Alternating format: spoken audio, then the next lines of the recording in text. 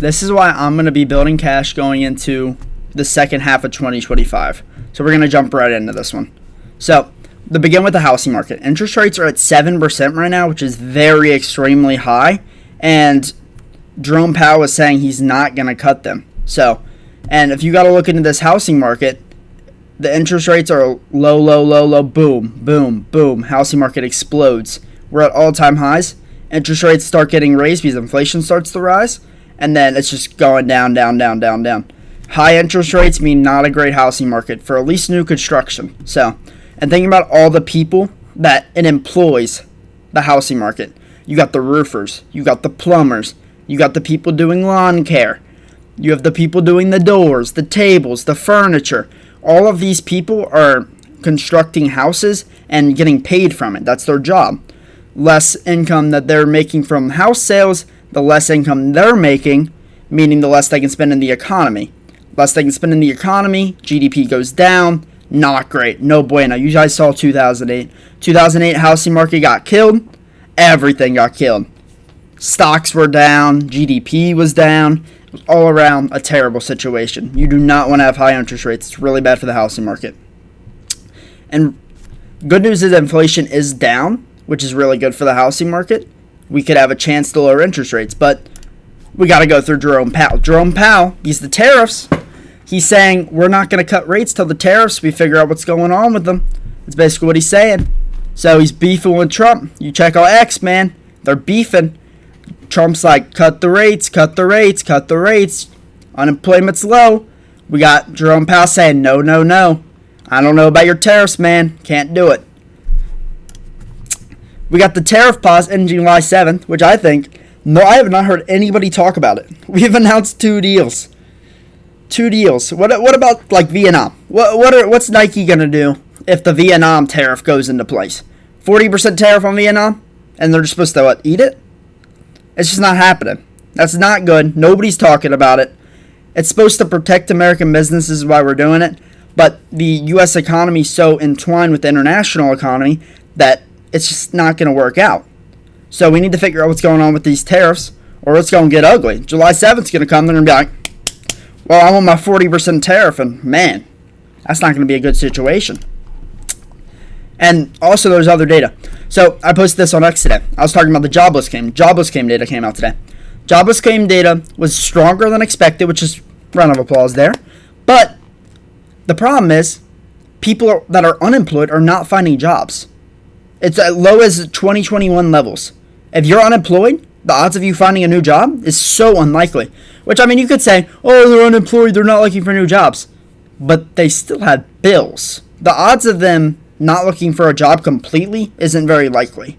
And also, if they're unemployed, that's saying that they're actively looking for a job. That's the definition of unemployed. So it's not like they're stay-at-home moms. That's not considered unemployed. It's because they're choosing to be. So that's not great. We have sales of condos hitting all-time lows, basically. Not all-time, but very, very bad data here. So people are buying condos throughout the low interest rates. We spike interest rates, condo sales just down the drain. Just really bad. People are building condos. They're like, yeah, people are going to buy them. Nobody's buying them. It's supposed to lower prices, but prices are not coming down because these people that are building the condos have to make profit on it. So what are they supposed to do? Eat the loss? Or are they supposed to sell for a loss? Or are they supposed to just hold it on the inventory because nobody's buying it? Either way, it's really bad for house makers. Then we have median home prices. Boom, at all-time highs. It's like once I said, it's down very, very slightly, but not very much. This needs to go down dramatically. We have a 30% increase in home prices in literally 5 years. That's not healthy. Like even Graham Stephan. If you follow real estate, Graham Stephan's a great guy. Graham Stephan saying he's not even buying rental properties because it's so priced. Like, you can't even buy rental properties anymore because it's so saturated and so expensive. You're not even cash flowing because rents are so much cheaper. It's literally cheaper to rent than buy right now. It's not a great situation. We have credit card debt hitting all-time highs. This eats into when you go to get approved for a loan, credit card debt gets taken away from your gross income, like your minimum payment. so you can't qualify for as much of a loan. You can't qualify for as much of a loan, can't get the big boy house, like I said. So if the prices are at all-time highs and you have credit card debt, man, you're going to be renting for a while. You're never owning a home, so it's not a great situation there. And then it's the same thing with student loans. Student loans also at an all-time high. Student loans at an all-time high eats into the amount you can borrow. So good luck buying a house if you have student loan debt. We have the S&P 500 PE ratios of all-time highs, which is price to earnings. So they're basically the stock price divided by their earnings, or it's earnings divided by stock price. And that's, once again, an all-time high. So like you could see this spike from the stock market booming. Yes, we could trade at a higher PE because companies are growing faster, but it's really just the top 30 companies that are growing faster. Like small business, if you look at the Russell 2000, last 4 years, nothing. It's been literally doing nothing. Small business is not at a great spot. It's only like the top 10 companies that are driving this market. Like NVIDIA, AMD's up 30% this month. And you're like, okay, well, I'm surely our goat of investing, Warren Buffett, is building cash. He's building cash. He just hit another all-time high in cash. Every single quarter, he's been a net seller for the last 9 quarters. That's not good. He's looking at these PEs 67% above historical averages. He's like, man, I'm not touching that with a 10-foot pole. He's been a net seller the last 9 quarters. I know he's a value investor, so he's a little bit different than me and you probably. We're more growth probably, but man, that's not a good sign. You want him to be buying stocks. He's not very bullish on this market, which I don't blame him. The VOO, all-time high. All-time high. We're about $1 away. We're probably going to hit that today. The time this video gets posted, we probably will hit all-time highs. We have the NASDAQ, all-time highs here. This is QQQ. This tracks the NASDAQ. Once again, all-time highs. We have Trump warning of the Iran-Israel conflict. Could start again. Ceasefire already got broken. Which, I mean, yeah, ceasefire is great. But America is involved. And if Iran chooses to retaliate against the Strait of Hormuz, it's not going to be good. This is the world's, like, one of the world's most important choke points. 1/5 of the entire oil goes through this strait. If Iran were to close it, that would drive up the price of oil, which would drive up inflation, which would hurt the consumer. Once again, the consumer would get hurt. Not good for GDP, not good for stocks, not good for the economy. We have unemployment data, which is actually pretty good. This would be a round of applause, 4.2%. So you're like, oh, we should cut interest rates. But because of the tariffs, we can't.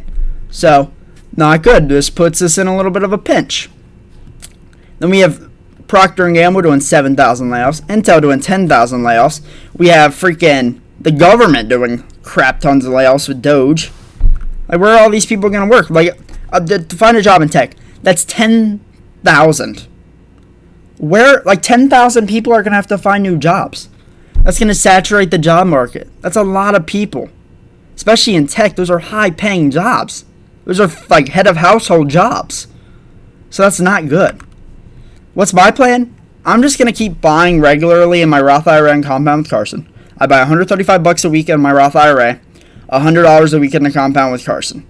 I'm going to continue this every single week, whether the market goes up 25% more, down 25% more, doesn't matter. I'm going to continue to do this every single week.